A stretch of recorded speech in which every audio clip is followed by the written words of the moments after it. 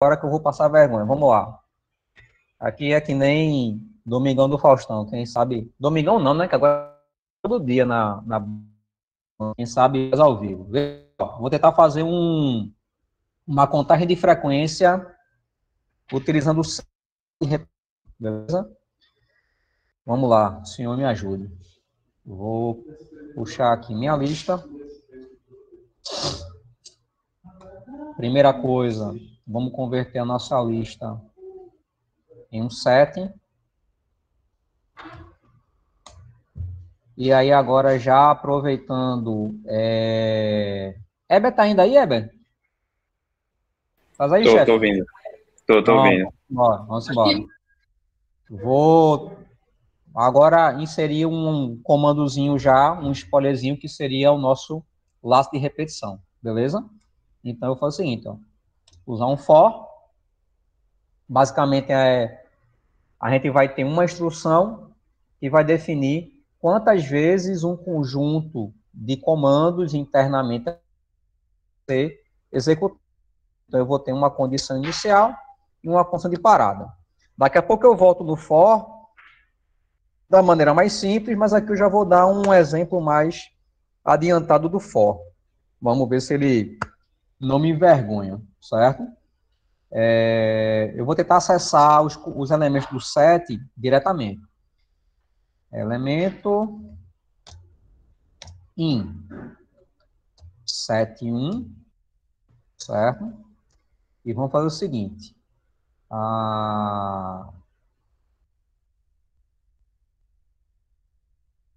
Vamos lá.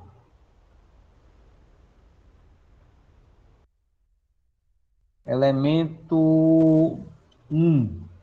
Deixa eu ver como é que a gente pode fazer essa contagem.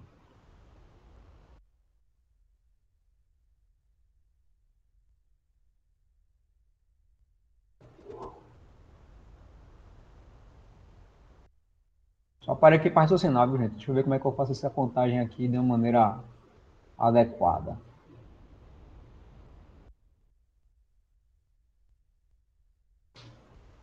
Vamos fazer o seguinte.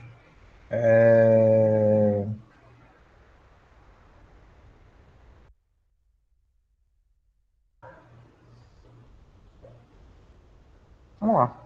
For, fazer um outro laço logo. For e in lista.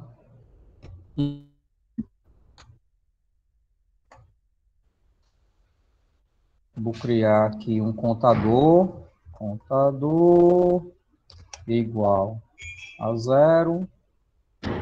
E vamos embora. Fazer um teste aqui.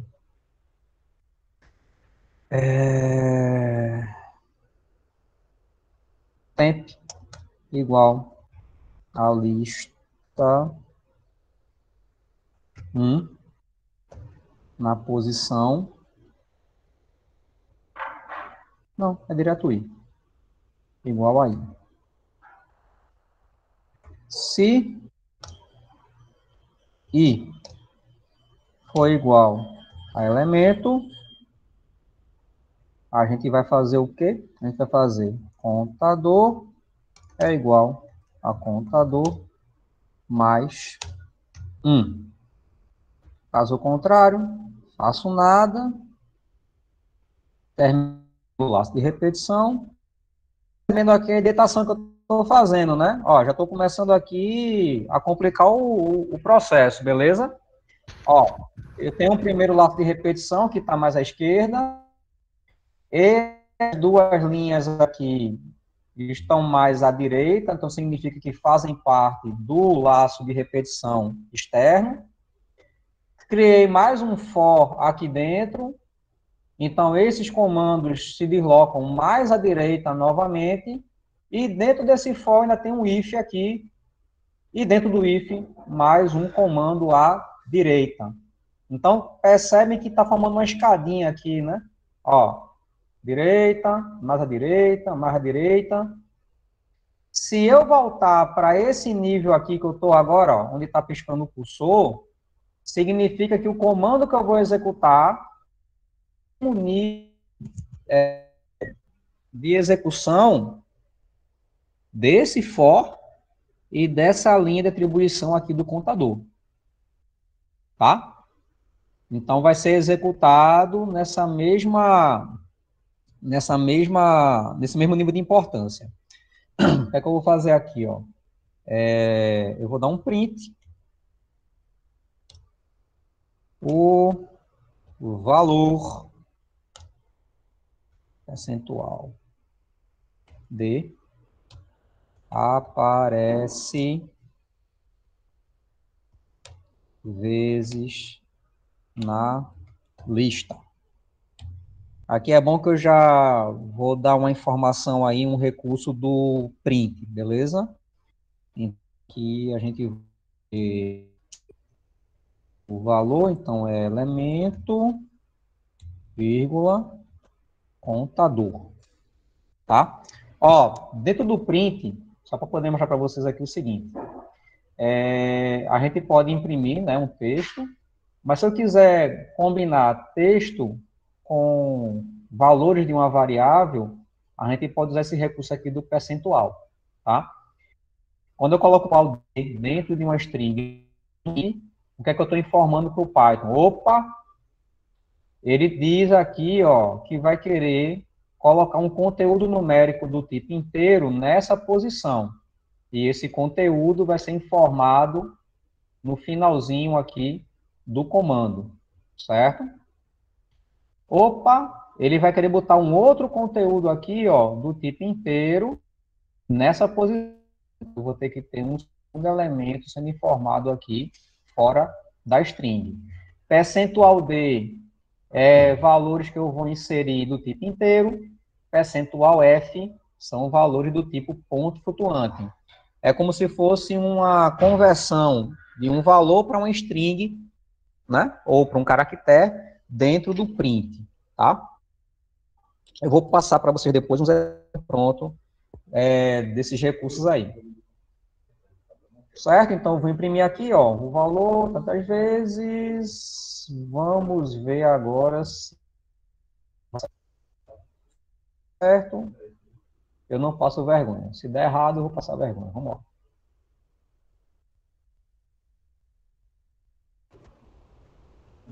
Quem sabe, faz ao vivo, papai. Merece um bolinho de goma. Toma. Bolinho de goma, bolinho de goma. Aí, tá certo.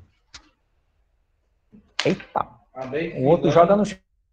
Código aqui do lado do papel impresso. E vou mostrar aqui a câmera aberta se tem código. Respeita a minha história. Ó, estão vendo aí? Vê só. Vamos lá. Historinha aqui do começo. Criei minha lista, um vetor, que pode ter valores repetidos. Na sequência, converti esse 7. Pode ter valores repetidos. Utilizando o laço de repetição aqui, ó, o que é que essa linha aqui está informando? Eu tenho uma estrutura de vários elementos e eu vou varrer essa estrutura. Cada vez, para cada momento, eu vou puxar um elemento dessa estrutura. Por isso que eu chamei essa variável temporária aqui de elemento, para poder facilitar. Então, primeiro eu vou puxar aqui, ó. Eu vou puxar o elemento 1, depois o elemento 2, depois o 3, o 4, o 5, assim por diante. Quando eu puxar esse elemento, a esse conjunto todo de instruções para cada posição dentro do meu conjunto. Então, cada vez que eu vou fazer, eu vou zerar um contador interno que eu estou aqui criando, vou executar depois um outro laço de repetição. O que é que esse laço de repetição está fazendo? A coisa aqui, só que ao invés de varrer o 7, eu estou varrendo a minha lista aqui, ó, com valores repetidos. Beleza? Criei uma variável que eu estou chamando de temp, e vai receber exatamente esse valor de i aqui, tá? E, professor, vai ser 1, o 2, depois o 3, o 4, o 5, o 4, o 5, e assim por diante. É cada elemento aqui do meu array. E dentro desse laço de repetição interno, eu tenho uma estrutura de decisão aqui, um if. O que é que esse if está me dizendo aqui, ó? Se o i em um dado momento for igual ao elemento daquele momento agora do laço de repetição, pegue o meu contador, que estava com o valor 0, e some 1 a esse contador. Trocando em miúdos, cada vez que um elemento aparecer dentro do meu vetor, eu vou adicionando esse contador. Se é 3 vezes, eu vou somar 1 3 vezes ao contador, que inicialmente era 0. Tá? E no final de cada etapa desse laço mais externo, eu vou lá e imprimo essa informação na tela. Trocando em miúdos, foi o que eu fiz aqui, chefe Eber. Eu calculei a frequência de cada elemento dentro da minha lista, certo?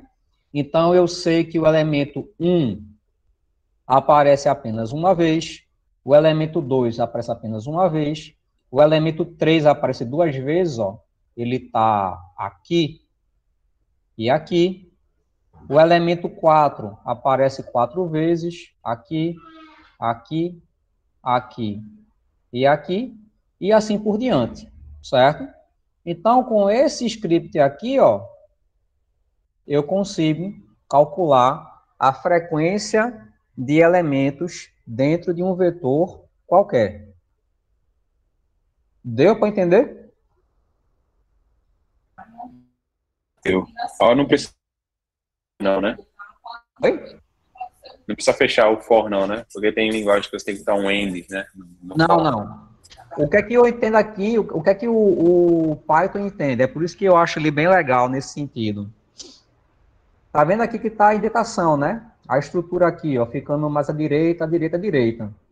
Se eu botar um comando aqui fora agora, ó, print fim, opa, ele já sabe que esse comando está fora do laço de repetição. Então, qualquer coisa que eu botar no mesmo nível de alinhamento desse for, está fora do laço de repetição. Então, eu não preciso colocar um end if ou um end for.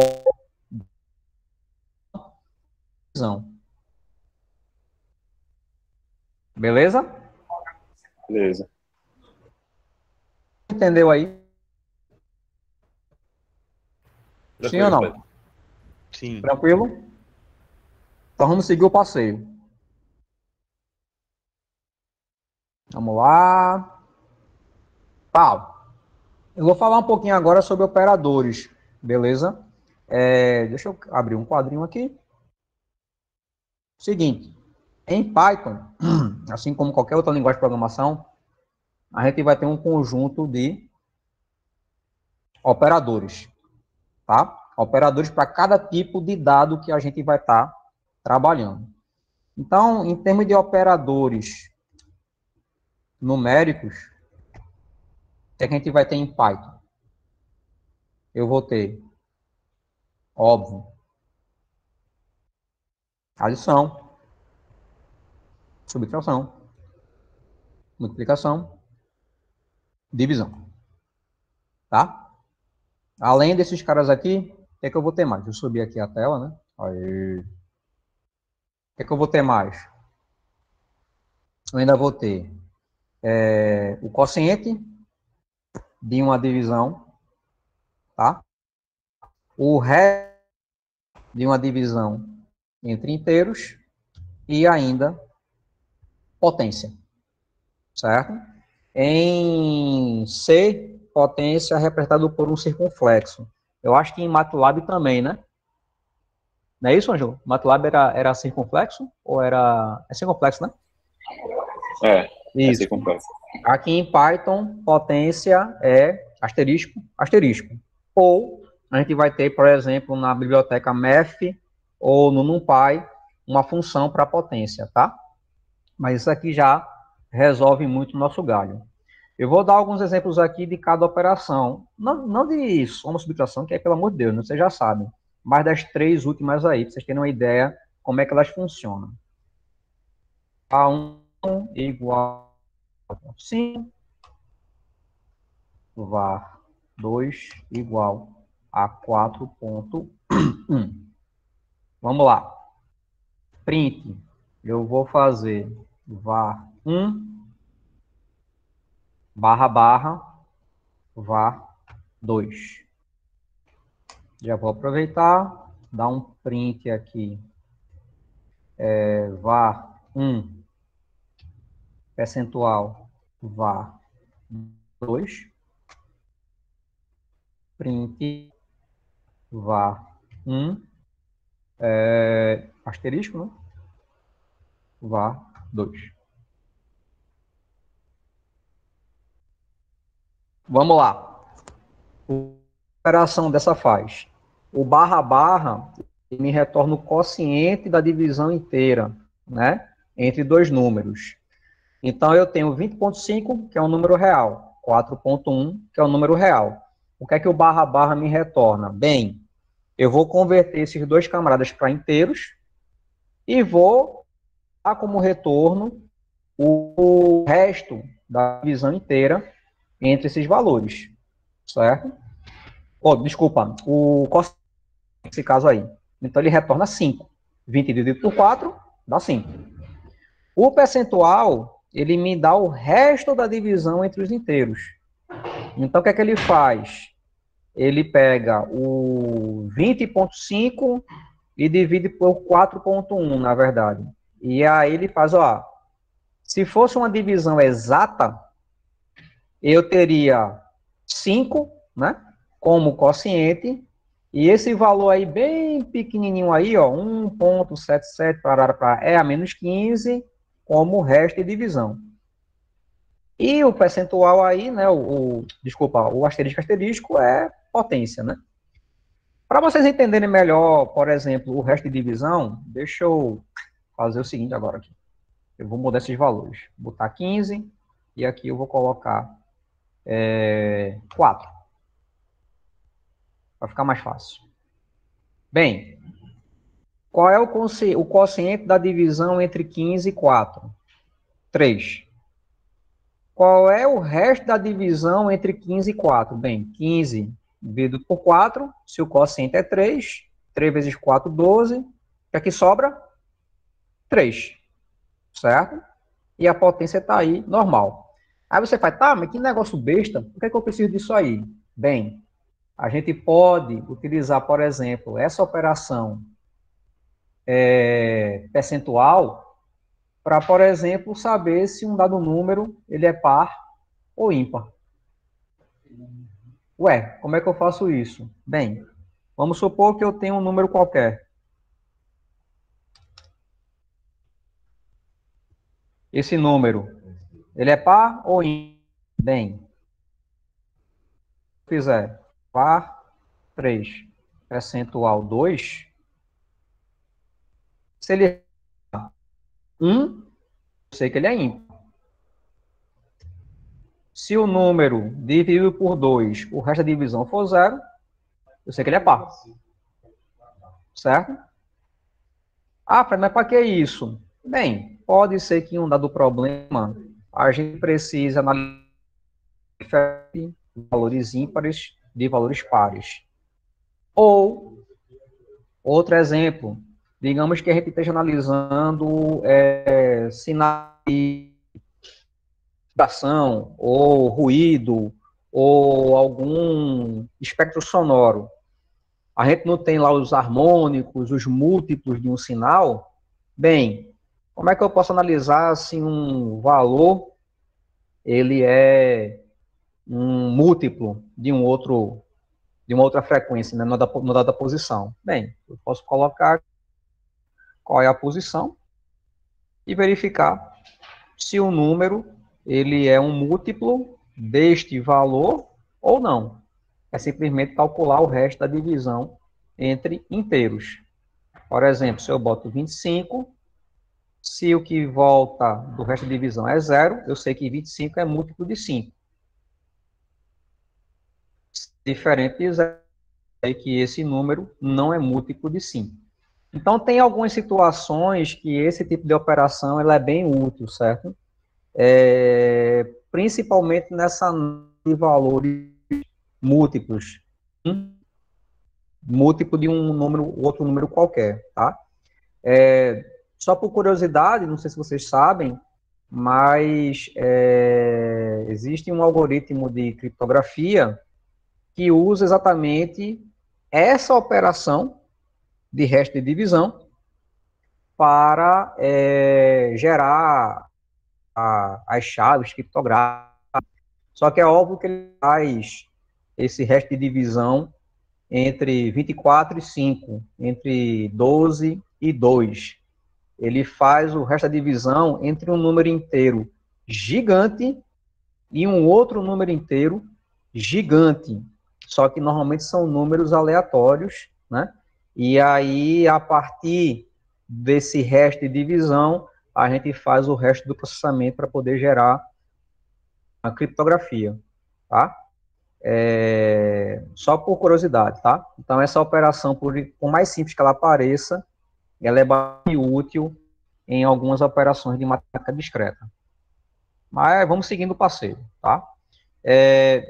Eu preciso falar para vocês sobre precedência de operadores, todo mundo sabe o que é isso? Sim ou não? Eu não estou lembrado, não. Tá, vamos lá. Digamos que eu tenha a seguinte operação aqui, ó.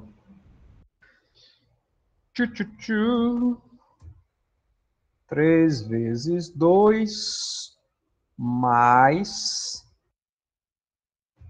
5 dividido por 3 mais 7. Qual é o resultado dessa operação aqui?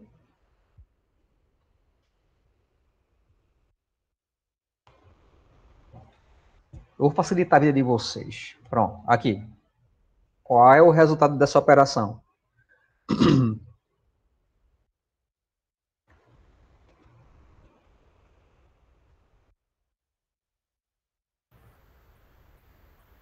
$15.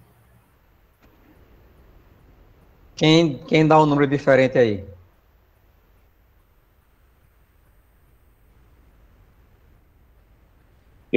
Botar o parênteses embaixo ali da divisão. Oi? Então ele vai botar o parênteses embaixo da divisão. Senão ele vai somar o 7 com 3, né?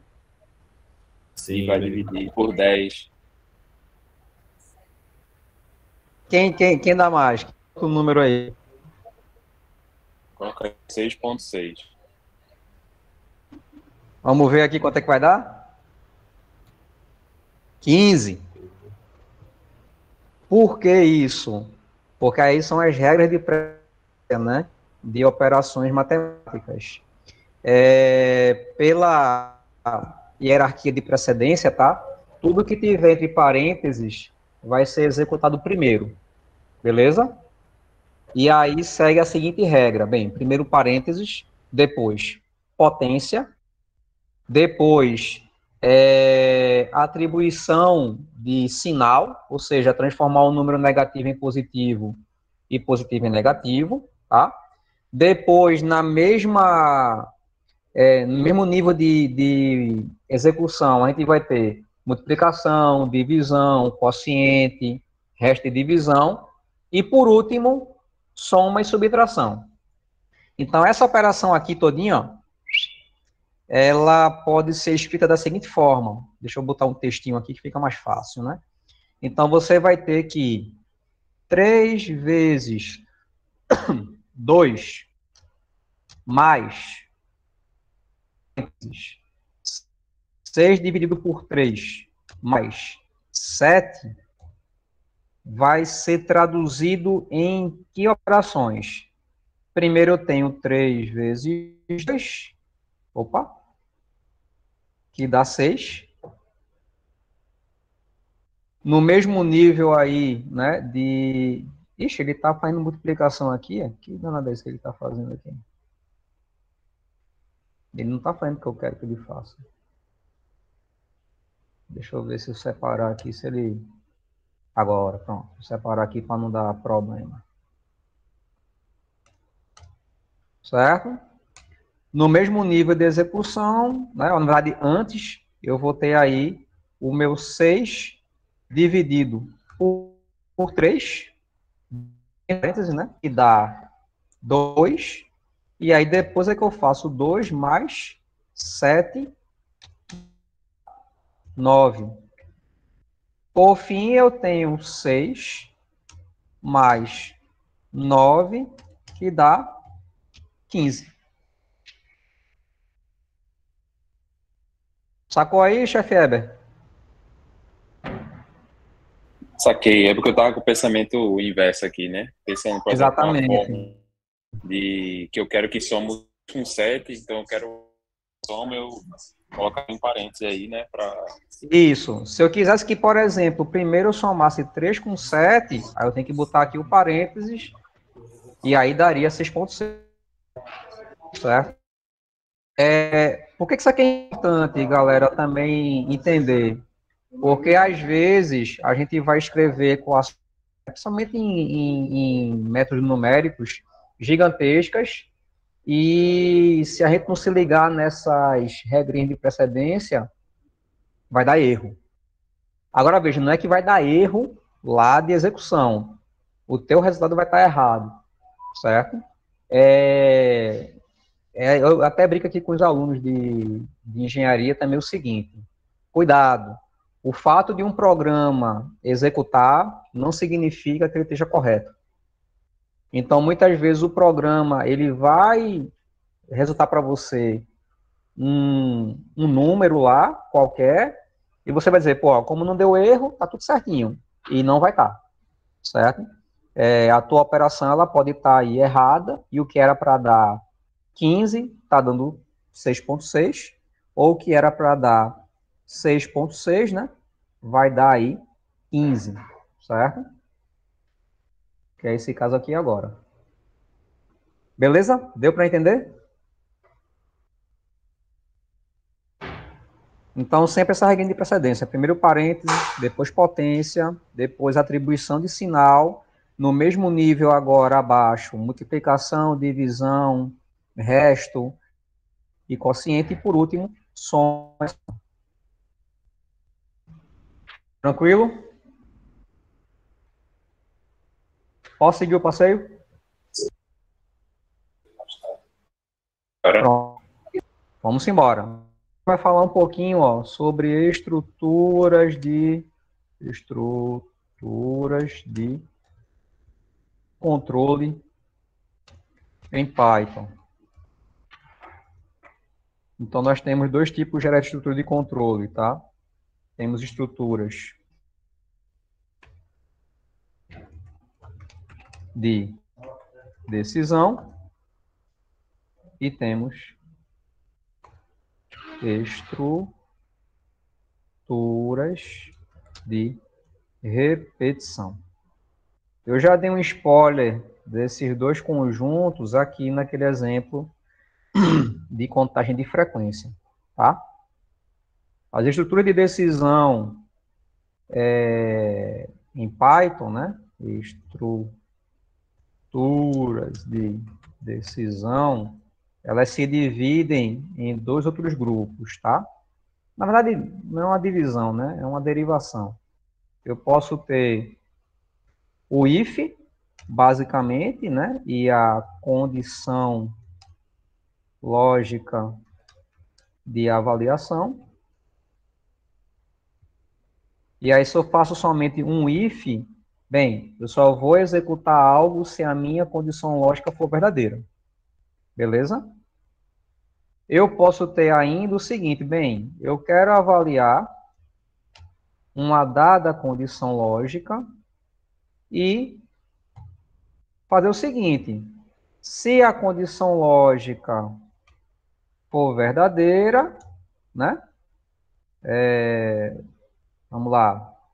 Comandos se a condição for verdadeira, né? Ou true. Deixa eu voltar para cá. E se a condição for falsa, eu vou querer executar um outro conjunto de comandos, caso a minha condição lógica seja falsa. Beleza? Então, veja, um if simples, ele vai executar um conjunto de comandos se a condição analisada for verdadeira. Se eu condição lógica e eu quero executar um conjunto de comandos, caso seja verdadeiro, ou um outro conjunto, caso seja falso, aí eu tenho que usar a estrutura if. Que ainda que pode acontecer, eu posso ter uma outra estrutura aninhada, ou seja, um if, else, quantas estruturas eu quiser, uma dentro da outra. Aí eu vou utilizar o if, igualzinho que está aqui, mais ou menos. Para economizar tempo aqui da gente, né? O if, só que ao invés de eu ter um else, eu vou ter elif aqui, que é um else combinado com um outro if. Vou avaliar uma outra lógica. Eu vou botar aqui condição lógica 2, certo? E aí, novamente, se a minha condição lógica 2 for verdadeiro, eu faço alguma coisa, né? Um conjunto de comandos. Caso ela seja falsa, eu faço um outro conjunto de comandos. Alguém pode estar se perguntando, bicho, para que eu preciso saber dessa estrutura louca aí, if, else? Vou dar um exemplo bem simples. Quando a gente for estudar árvores de decisão, que é um tipo de modelo de machine learning, tanto para classificação quanto para regressão, a estrutura básica de uma árvore de decisão é basicamente um alinhamento de vários ifs, else, else, na forma de uma estrutura de uma árvore mesmo, por isso que a gente chama de árvore de decisão, certo? E hoje a galera levou isso para um patamar muito mais sofisticado. Nós temos, por exemplo, as chamadas florestas, né, aleatórias, ou random forest, várias árvores de decisão que analisam simultaneamente um conjunto de entrada de dados e dão uma resposta única para a gente, tá? Então, veja, de cara a gente pensa que esses modelos de machine learning são extremamente sofisticados, e realmente são, mas a lógica de programação é essa aqui. Assim por diante. Vamos fazer um exemplo aqui. Vou dar um exemplo aqui que é o clássico dos clássicos para explicar if else, tá? If else, né? Elif, tudo junto. Todo mundo sabe o que é um IMC, né? Sim ou não? Não. Índice de massa corpórea? Nunca ouviu falar, não? Sim. Ah, sim, sim. Sim, quem nunca ouviu é porque está sedentário. Tem que ir logo no médico para poder fazer um check-up. Então, índice de massa corpórea, o que é que ele relaciona? Relaciona peso, altura do indivíduo, e dependendo, né? Como é? Alguém peso... Idade. É peso pela altura ao quadrado, dividido né? pela altura ao quadrado. Isso. Valeu. Tem idade também, interferindo. Idade? Na fórmula? Não. É igual a peso dividido pela altura ao quadrado. É só isso aqui, ó. Certo? Só que aí, dependendo do valor do IMC, a gente vai ter de qualidade, né, da saúde do indivíduo. Então, se o IMC estiver muito baixo, o cara, bem, tá magro além do extremo, né? Então, ele está meio que desnutrido, subnutrido. Se tiver entre um valor inferior e um valor superior, uma faixa aí normal, tranquilo. Se tiver dado o valor muito IMC, o cara está obeso, certo? Vamos pegar uma tabelinha aqui de exemplo, só para a gente ter uma noção rápida aqui. Eu acho que abaixo de 18, 18 e 25 está normal. Por aí, mais ou menos. Isso, está aqui, ó. Vamos lá. Vamos trabalhar então com 3 faixas. Abaixo de 18,5, entre 18,5 e 24,9 é normal, e de 25 para cima é obeso, certo? Como é que eu poderia automaticamente avaliar o IMC de uma pessoa? Eu venho aqui, né? Pego o peso, pego a altura, calculo o IMC, tá tudo certinho, e agora eu vou avaliar o IMC. Então, vamos pegar essa referência dessa tabelinha aqui para a gente construir o nosso médico inteligente aqui, tá? Então, ó, se IMC for menor do que 18,5, vamos imprimir aí abaixo do peso. Bem, se ele não está abaixo de 18,5, ele está acima disso, né? É de igual para cima, não é isso? Sim ou não? Correto. Se isso aqui for falso, ó, deixa eu subir aqui. Se isso aqui for falso, quer dizer que o cara só pode estar com um valor de IMC de 18,5 para cima. Só que existe uma faixa, né, normal, que é entre 18,5 e 24,9.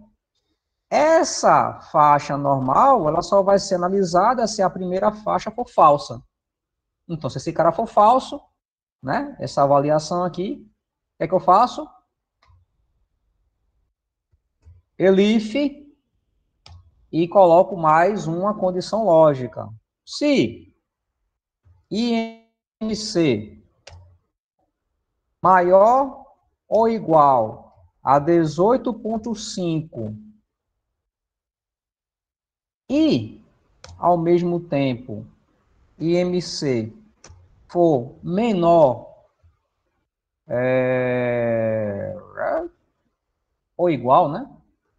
Ou igual a 24,9, aí eu vou imprimir o quê? Peso normal. Peso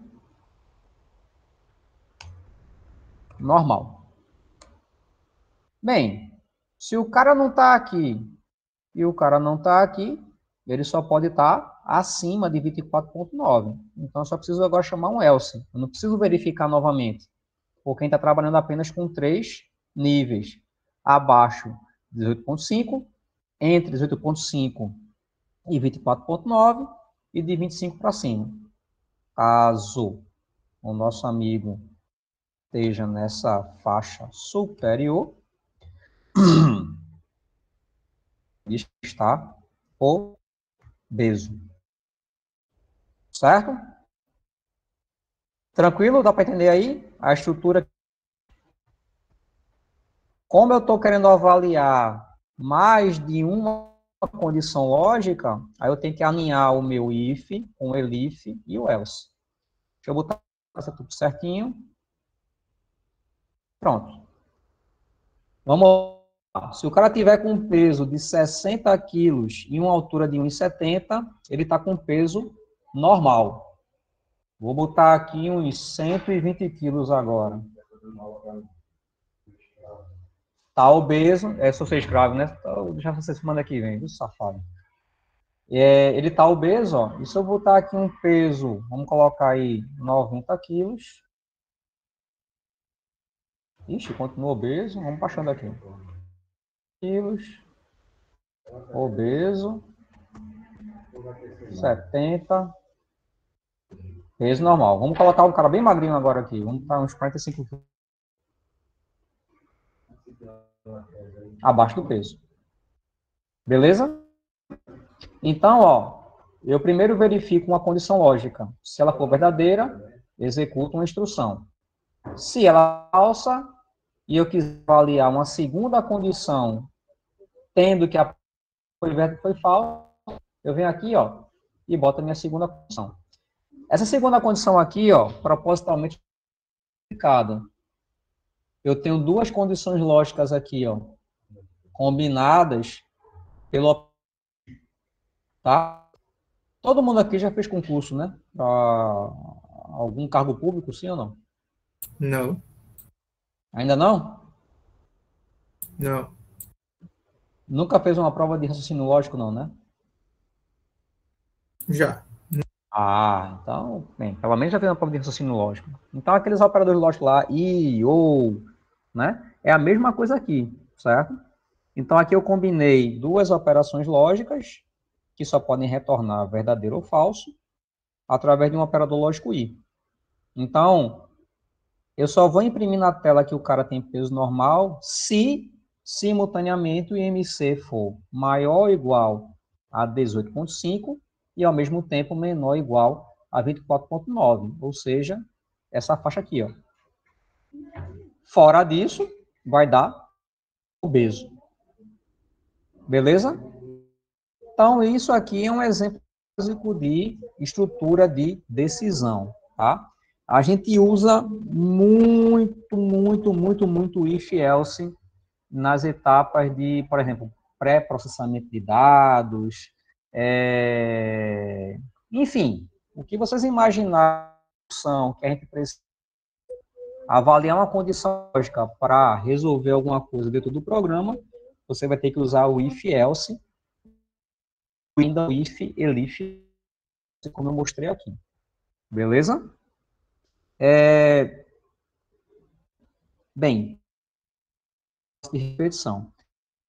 6h50, aí eu pergunto a vocês, vocês querem esticar mais um pouquinho ou querem dar um time? Aí na próxima sexta eu já volto com laço de repetição e a gente já entra de cabeça aí em alguns exercícios e depois já começa com a parte de geração de gráficos e o Pandas. E aí, o que é que vocês acham?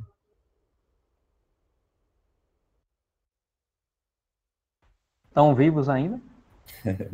Por aqui. Pode ser na semana que vem, né? Bem, vocês que dizem aí. A gente aqui, ó, eu vou precisar de pelo menos mais uma aula semana que vem para a gente finalizar essa parte introdutória. Eu vou fazer alguns exercícios com vocês aí, tá? Ou eu posso fazer o seguinte, eu tenho um vídeo aula gravada sobre essa parte de laço de repetição, tudo. Eu jogo lá no Classroom. Vocês já vão praticando essa parte aqui com o que eu vou mostrar. Uhum. E na sexta-feira a gente já cai de cabeça em geração de gráficos e pandas. E aí é um negócio bem importante que a gente precisa entender para poder começar com a parte de análise exploratória de dados. Vocês se comprometem aí de eu passar o material e vocês darem conta disso Pode ser. em casa? Pode ser? Pode. Pronto.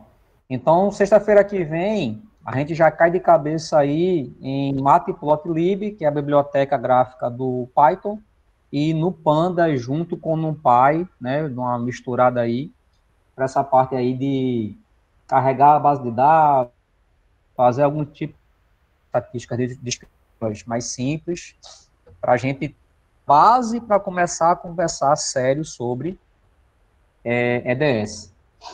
Beleza? Beleza, Fábio. Se tiver dúvida, a gente pode falar lá no grupo de WhatsApp, né? Pode. Aperreia no WhatsApp e posta também a pergunta lá no mural do Classroom, porque aí fica beleza. registrado lá e eu posso responder por lá também. Tranquilo, beleza. Tranquilo? Tranquilo. Pessoal, deu para acompanhar aí como é que foi aí Deu sim, foi ótimo. derreter um pouquinho aí os neurônios aí, não? Deu para lembrar também umas coisas aí a última vez que eu vi programação foi na época da área 2. Eu também. Fora isso, um pouquinho assim, MATLAB e tal, né? Mas assim, programação mesmo, mais raiz foi com Pascal lá, da área 2.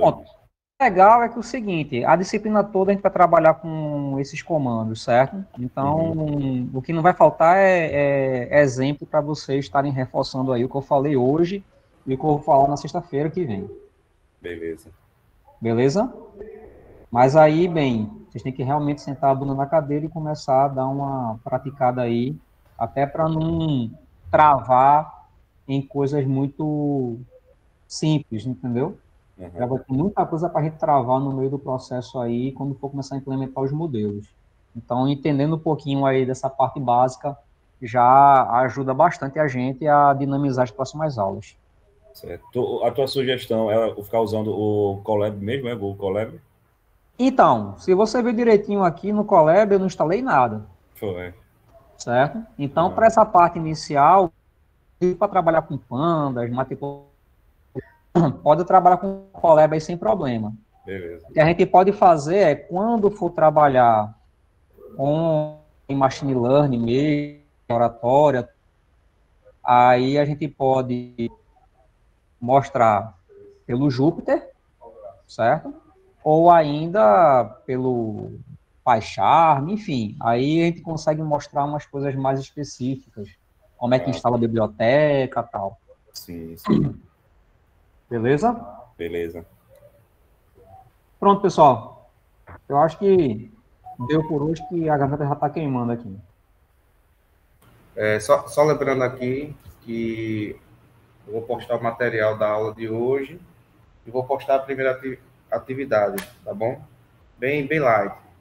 Só para vocês treinarem aí e lembrar da gente no final de semana. Bem light? A sua parte. Da minha parte, já não é tão light. Senão, Deixa de terrorismo. Se os alunos forem embora, eu lhe expulso da sala. Vou parar a gravação aqui.